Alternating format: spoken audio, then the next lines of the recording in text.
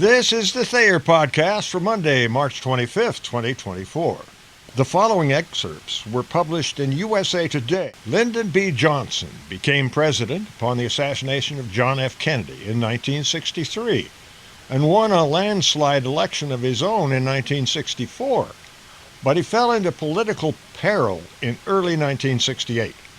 Rising opposition to the Vietnam War undercut Johnson, who faced two prominent anti-war challengers for the Democratic nomination, Senators Eugene McCarthy and Robert F. Kennedy, younger brother of the slain president. Both won the support of cadres of young people opposed to the war. On the Sunday night of March 31st, 1968, Johnson delivered a primetime address to announce a bombing pause and urged the North Vietnamese to negotiate. He tacked on a surprise ending.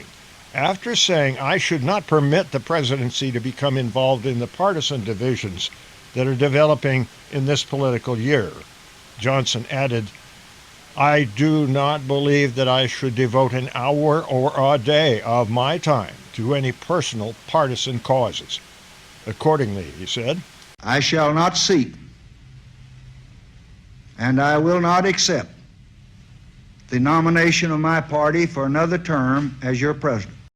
Troops, over the past few years, some Democrats have whispered the hope that Biden would pull an LBJ over concerns about his age and health. Poll after poll has shown that voters are worried about Biden's age as he seeks another 4 years in office, although the president hasn't been diagnosed with any serious health challenges.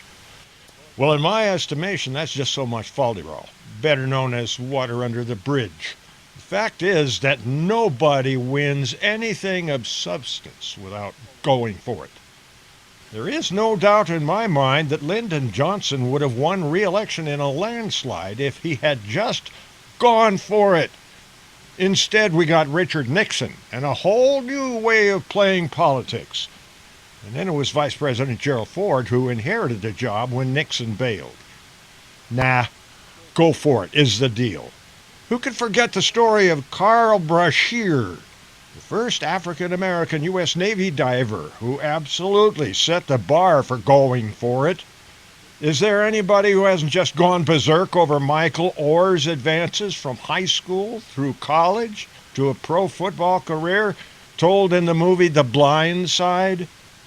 Be that as it may, I think the best go-for-it flick of all time starred Jack Nicholson and Morgan Freeman.